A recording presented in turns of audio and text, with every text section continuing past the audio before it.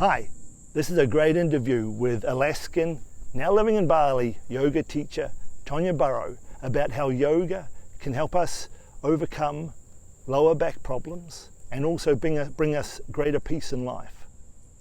Let's get started.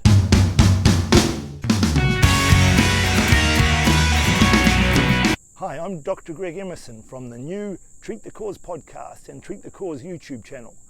If you're interested in learning how you might be able to overcome 21st century health problems with the best of tradition and science, make sure you subscribe and hit the bell icon so you don't miss out on any information.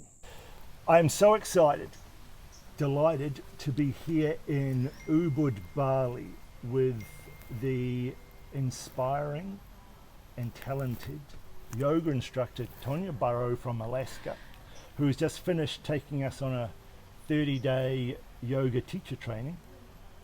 And to a person, we have been inspired by Tonia's enthusiasm for this art, science and healthcare system, because it is a healthcare system. A common misconception about yoga is that it's just a series of postures, but it's not. It comprises much more than that. And we were all fascinated how a young woman from Alaska, a land of snow and mountains and apparently massive mosquitoes, ends up teaching and inspiring a whole new group of yoga instructors. How does Tonia get from Alaska to Bali on the other side of the world? Well, I did just make the joke about the Alaska state bird and almost being carried off, but mostly for me, I love to travel, and being from Alaska, it's gorgeous, it's beautiful. It's a stark wilderness. In any direction you can wander off and be lost in the wilderness, not even come across other people until you essentially die. Yep. Because it's inhospitable, especially in the winter. But it's gorgeous in the summer. I do love the summer there, but I'm not a big fan of being cold. And so the more I traveled and the more time I spent outside of Alaska, although it's certainly my home, in my heart, it's my home, but I would have a hard time coming back. And it's not just the cold, it's the dark. And the darkness does have a tendency to affect people, even if they're not fully aware of it. The cold and the dark and how it makes you protract physically within yourself. And then also it gives you that feeling of hibernation. You don't really want to do much. So the people who are there are very hardy, usually very active, they love winter sports, and they make it work. So for me, I realized that my true love was being warm, wearing very light clothing, doing yoga, living in tropical locations, eating fruit, and having access to produce year-round is one of my favorite things about living over here. Yeah, when I was younger, I would be asked oftentimes, what's your dream job? What are you going to do when you grow up? And I just remember thinking, I don't dream of labor. I don't really have a particular dream job. While some people were very certain about what they wanted and their plan, I felt that I had many different interests, and I loved traveling, and I always came back to yoga and the somatic experience. Although I went to business school and worked in real estate and interior design and many other different industries, the restaurant industry and the management positions, and I enjoyed it.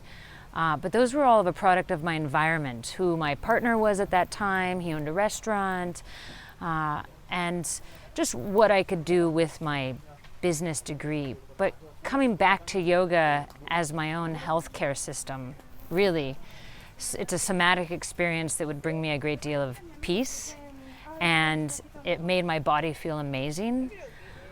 So eventually I found Bali about 10 years ago, did my first teacher training.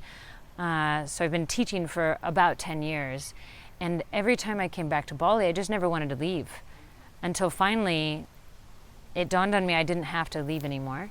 And so I've been here ever since, 2 years now.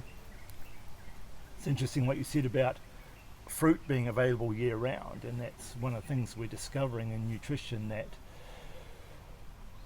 people worry about the sugars and fruits, but we're finding that the longer the daylight hours, and one of the great things about nutrition we're finding now with all the understanding about the circadian rhythm is that you really want to be finished eating during the light cycle. And with the much longer light cycles you have in tropical countries, you can tolerate a lot more carbohydrate than you might. And that that we know that Eskimos consume largely, or traditionally did, a high fat and protein diet.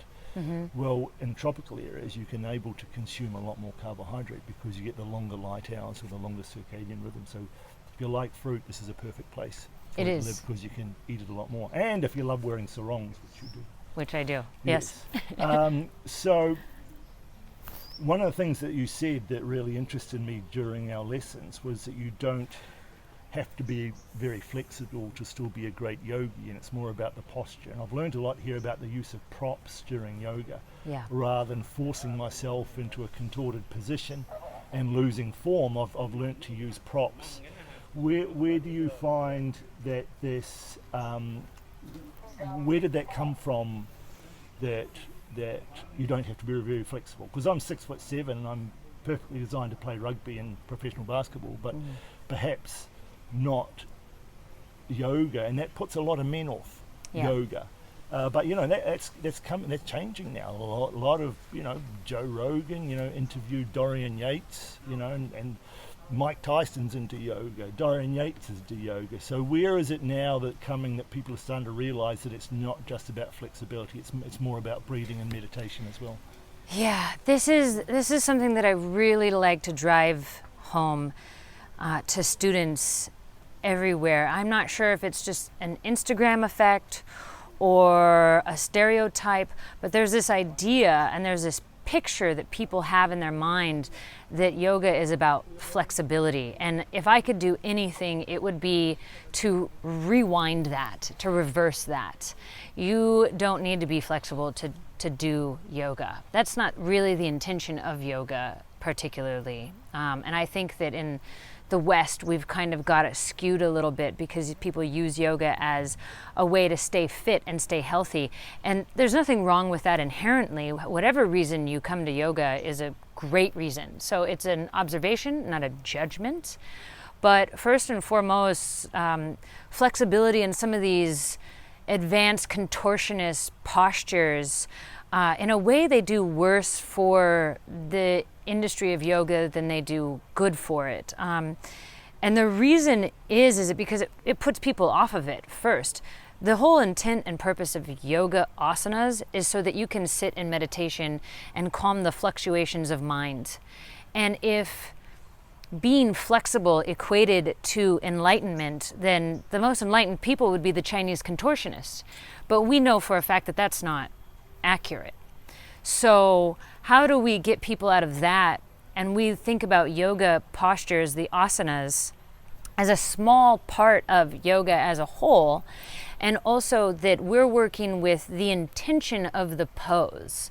So many times, as we talked about in class, we have the forward folds. People think they need to get their nose to their shins, and they will completely tweak their back in order to get to this perceived perfection of a pose. But the intention is to lengthen the spine. So if you want to lengthen and straighten your spine, that's the intention.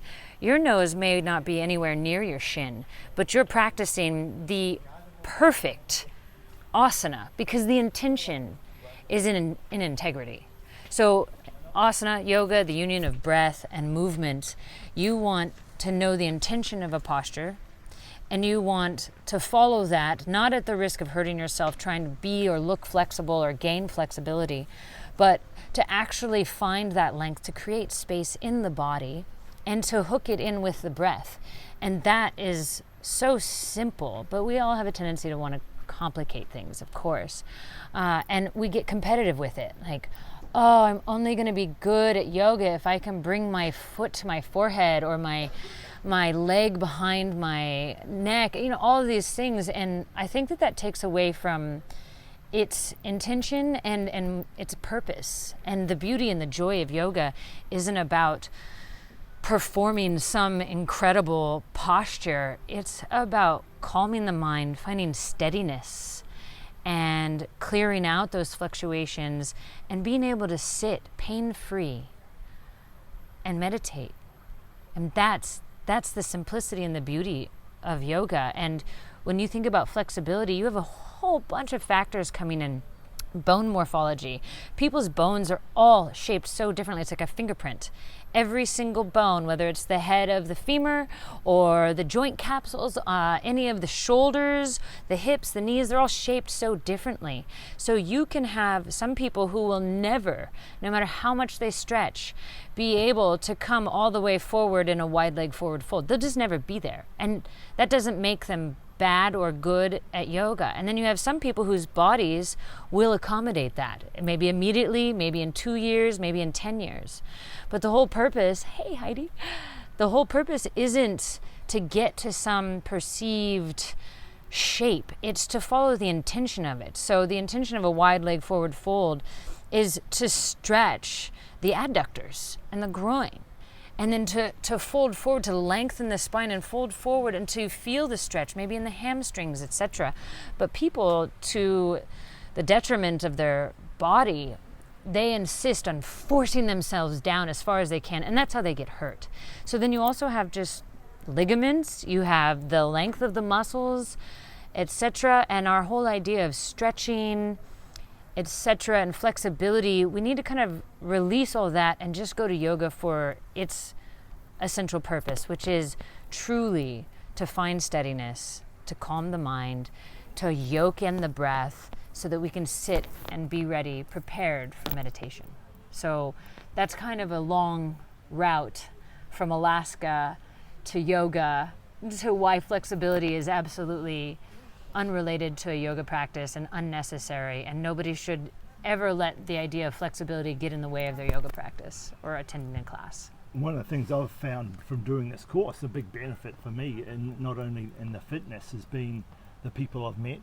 Yeah. It's a beautiful community here, and helping me, with discipline. Everybody talked about how they were going to make a commitment to practicing yoga every day, and I got up this morning after the course finished and didn't even think about it, and was reminded by others, and I went and did my hour-and-a-half workout.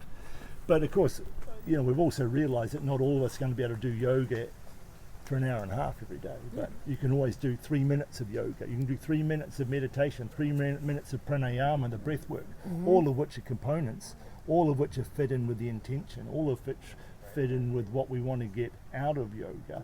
But your passion really, when you taught, was anatomy, and particularly the anatomy of the fascia.